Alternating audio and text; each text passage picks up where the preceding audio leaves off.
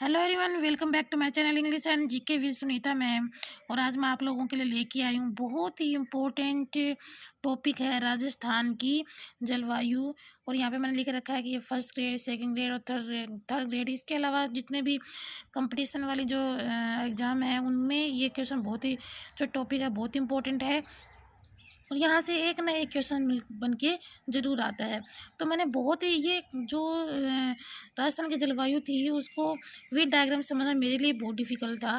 तो मैंने एक दो बार इसके क्वेश्चन गलत भी किए थे, बट अब मैंने सोच लिया था कि अब इसको कुछ ना कुछ तरीका ऐसा लगाना पड़ेगा जिसकी वजह से इसको आने वाले जो पेपर होते हैं उसमें क्वेश्चन गलत ना हो उसके। तो मैंने इनको कंपैरिजन करके सबसे पहले मैंने इनके डायग्राम बनाए राजस्थान के, इनको डिवाइड किया। देखो मैं आपको दिखा देती हूँ। देखो ये कोपेन पहले सबसे पहले तो आप ये डायग्राम देख लो कि मैंने किस तरह से इनको डिवाइड किया है। बहुत ही ईजी वे है, मैं समझाऊंगी आप समझ जाओगे। और देखना आने आने वाले जितने भी क्वेश्चन एग्जाम्स होंगे उसमें आपका एक भी क्वेश्चन गलत नहीं होगा। तो इसमें देखेंगे आप सबसे पहले हम जो देखते हैं कोपेन के अनुसार, तो कोपेन वाला सबसे इम्पोर्टेंट है। यहाँ से क्वेश्चन आता है, बहुत बार आता है। इम्पोर्टेंट तो तीनों ही हैं, बट वो तो एग्जामिनर पर डिपेंड करता है कि वो कहाँ से क्वेश्चन बना कर देता है। तो इसको सबसे पहले तो राजस्थान की जलवायु को तीन जो इसके अहम जो व्यूअर हुए हैं जिन्होंने अपने अपनी जो विचारधाराएं बताई हैं उसमें एक तो है कोपेन, जिसमें एक फर्स्ट क्या है, कोपेन है। और कोपेन के अनुसार इसने वनस्पति के आधार पर, कोपेन ने वनस्पति के आधार पर और इसका राजस्थानी जलवायु का वर्गीकरण किया है।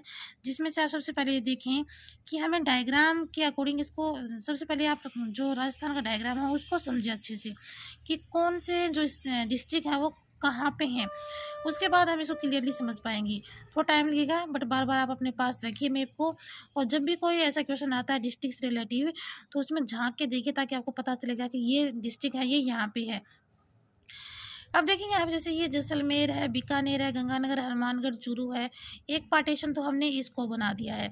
फिर दूसरा पार्टीशन ये वाला जो पार्ट है ये यहाँ से हमने इसको बना दिया है, ठीक है। फिर ये वाला पार्टीशन जो अरावली पर्वत का है, जिसमें अरावली भी सम्मिलित है। फिर इसके अंदर है तीसरा पार्ट, हमने यहाँ से इसको ये वाला बना दिया है।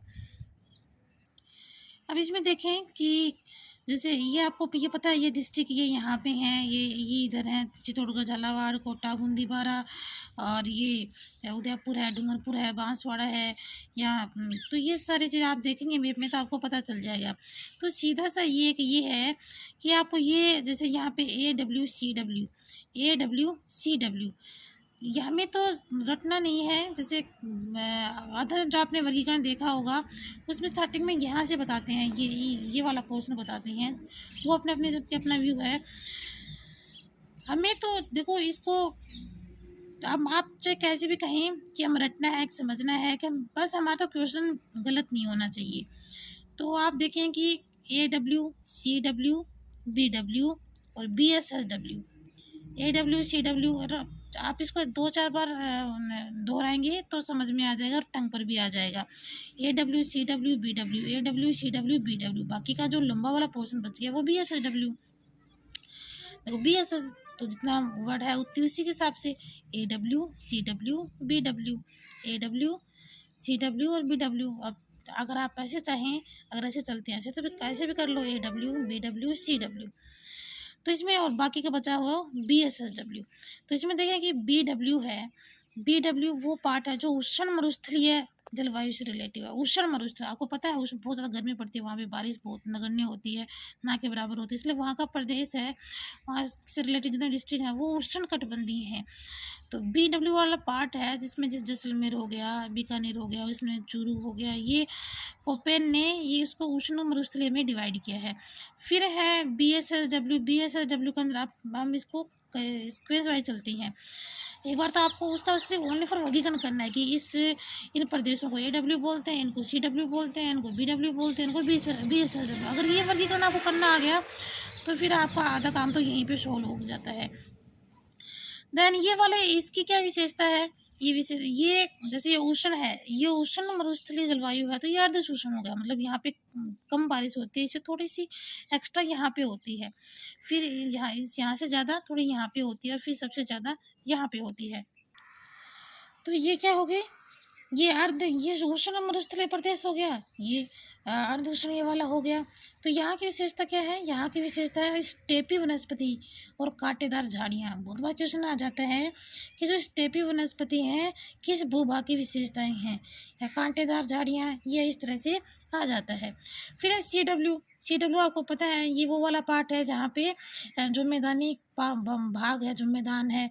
तो ये वाला अरावली पर्वत हो गया, ये वाला अरावली है जहाँ से अरावली निकलती है। थोड़ा सा हम इसको यहाँ से ले सकते हैं, तब अरावली को हम मानेंगे, तो दोनों पार्ट इसमें थोड़ा थोड़ा डिवाइड हो जाता है। तो ये वाला जो बीहड़, यहाँ पे बीहड़ पाया जाता है। आपको पता है चंबल नदी निकलती है और सबसे ज़्यादा बीहड़ उबड़ खाबड़ बनाती है वो। तो ये यहाँ की विशेषता क्या है? यहाँ पे ये यहाँ का जो मैदान है वो बीहड़ वाला पाया जाता है। फिर यहाँ पे ये है जैसे ये आपका जो अच्छा ये चलिए एक बार, ये उष्ण मरुस्थलीय है, अर्ध उष्ण मरुस्थलीय है। फिर ये है जो ये वाला पार्ट कौन सा हो गया? ये आर्द्र वाला हो गया, ठीक है। ये आर्द्र वाला पार्ट हो गया, ये अति आर्द्र हो गया। अति आर्द्र क्यों? देखो यहाँ से समझ सकते हैं इसको। तो आपको पता है ये पठारी जो भूभाग है हमारा, यहाँ पे मालवा का पठार है, और यहाँ पे जैसे ये वाला पार्ट है, तो यहाँ पे सबसे ज़्यादा बारिश होती है, यहाँ पे सबसे ज़्यादा बारिश होती है। तो ये अति आर्द्र वाला पार्ट है। कौन सा पार्ट है?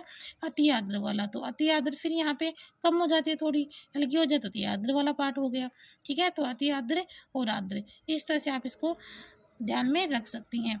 तो आपको एक चीज़ देखो, यहाँ पे कोपेन ने वनस्पति के आधार पर इसका वर्गीकरण किया, ये बात भी आपको ध्यान में रखनी है। पूछ लेते हैं कि कोपेन का ने अपना वर्गीकरण है वो किस आधार पे दिया? तो वनस्पति के आधार पे दिया है। अब इसमें भी कन्फ्यूजन हो जाती है कि क्योंकि दोनों जो थानवेट है और त्रिवार्थ है उनके वर्षा के आधार पर, मैं ये भी अभी आपको क्लियर कर दूंगी। अब आने वाला क्वेश्चन एक भी गलत नहीं होगा। तो अब ध्यान में रखें कि AW, CW, BSSW और BW, इनको आपको सबसे पहले एक मैप लेना है, उसके अंदर जो डिस्ट्रिक्ट हैं उनको क्लियर करना है, इनकी पार्ट बना लो आप। और ये पूछ लिया जाता है कि इस भूभागीय वर्गीकरण में BW में कौन कौन से प्रदेश आती हैं, BSS में कौन से आते हैं, CW में कौन से आते हैं, AW में कौन से आती हैं। बहुत ईजी है, एक बार देखोगे बनाओगे समझ में आ जाएगा। फिर यहाँ पे देखेंगे थानवेट। देखो ऊपर वाला हमने देखा था कोपेन का वनस्पति के आधार पे था। थानवेट देखो, वेट देखो, वेट मीन्स जैसे कोई गीला हो जाता है तो उसे हम वेट बोलते हैं। गीला कैसे होता है? पानी से होता है। तो वर्षा में क्या होता है? पानी होता है। इस तरह से आप याद रख सकते हैं कि थानवेट किसके आधार पे है? वर्षा के आधार पर है। इसी तरह से टिवार्था का भी वर्षा के आधार पर। तो ये दोनों वर्षा के आधार पे हो गए और कोपेन का वनस्पति के आधार पे हो गई। अब देखो इसने थोड़ा सा अलग किया है, जैसे ये वाला पार्ट है, जैसे आपने उसमें देखा हुआ कोपेन वाले में, ये इस तरह से लिया गया था, इस तरह से लिया गया था, ये है ना। और इसने इस तरह से लिया है, ये जो जैसलमेर बाड़मेर यही वाला भूभाग इसने उष्ण मरुस्थलीय जलवायु में लिया है। बाकी जो गंगानगर वाला है, चूरू है, झुंझुनू, हनुमानगढ़ है, ये इसने उष्ण अर्ध उष्ण में लिया है। तो देखो सिर्फ करना कुछ नहीं है, आपको करना क्या है? अगर आपको सिर्फ इतना ही करना है कि इसके जो पार्टीशन है ये आपको ध्यान में रखने हैं। अगर ये पार्टीशन आपको ध्यान में रह गए तो आपको आधा क्वेश्चन तो वहीं सोल्व हो जाता है। जैसे अब आप ध्यान में रखिए CADAEA, पहले आप इनको क्रमवार रखिए, CADAEA, CADAEA। आप इनको नोट ज़रूर बनाना, जैसे मैंने बना रखे हैं उसी तरह से आपको बनाना ज़रूर है। उसको 2-4 बार दोहराना है और ये देखना है, फिर इसे क्वेश्चन हल करने हैं। फिर ये देखना है कि आपके ये जो सीक्वेंस है वो सही है कि नहीं है। यहाँ सीक्वेंस में अगर गड़बड़ा गए ना तो फिर क्वेश्चन गलत हो जाएगा। तो CADAEA, CADAEA, फिर DB, फिर DB याद रखना आपको, ये डी के पास में भी DB। तो CADAEA DB। अब आपको डिस्ट्रिक्ट का पता है तो आपको क्वेश्चन हल हो गया हमारा। अब क्वेश्चन आपको पता है, डिस्ट्रिक्ट आपको पता है, जैसलमेर बाड़मेर, इसके अंदर सिर्फ 2 ही हैं। फिर ये वाला पोर्शन, इस वाले पोर्शन में क्या आता है, इस वाले पोर्शन ये पठारी जो भूभाग है इसमें कौन सा आता है। तो बस हो गया हमारा काम। फिर है टिवार्था भी वर्षा के आधार पर, ये मैंने आपको पहले ही बता दिया है। अब ये थोड़ा मिलता जुलता सा है कोपेन से। तो कोपेन वाले में देखो ये वही शुष्क जलवायु यानी कि उष्ण मरुस्थलीय प्रदेश आ गए हैं, और फिर उष्ण और अर्ध उष्ण आ गया है, ठीक है। फिर ये सी है अर्ध उष्ण आर्द्र आर्द्र जलवायु। मैंने आपको कहा था आर्द्र जलवायु, यानी कि ये अति आर्द्र में आ जाता है, ये वाला पोर्शन ये आर्द्र में आ जाता है। तो यहाँ पे देखिए यहाँ पे कि इसमें ये वाला जो पार्ट है, देखो हमने वहाँ पे क्या देखा था कोपेन वाले में हमने इसको AW देखा था, ठीक है, ये CW, ये BSW, ये BW, सेम ऐसे कैसे ही है, ठीक है। अब देखो यहाँ पे AW, CW, BSW, BW, सिर्फ इसमें थोड़े से जो प्रदेश हैं उनका हेर फेर हुआ है। तो वो प्रदेश तो आपको एक बार इस सारणी बना के देखना ही है कि अब ये वाला वर्गीकरण मैंने आपको बता दिया था, ये शुष्क वाले में आ जाता है, ठीक है।